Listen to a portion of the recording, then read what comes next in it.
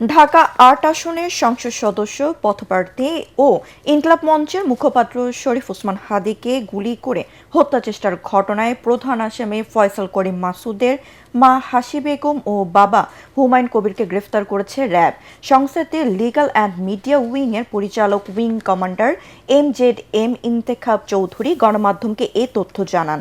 এর আগে ফয়সাল স্ত্রী বান্ধবী শ্যালক হামলায় ব্যবহৃত মোটরসাইকেলের মালিক সন্দেহে একজন সহযোগী কবির ও তাকে পাচারে সহায়তার অভিযোগে সীমান্ত থেকে দুজনকে গ্রেফতার করা হয়। হাদীকে গুলি করে হত্যা চেষ্টার ঘটনায় রোববার পল্টন থানায় মামলা করেন ইনকিলাব মঞ্চের সদস্য সচিব আব্দুল্লাহ আল জাবের।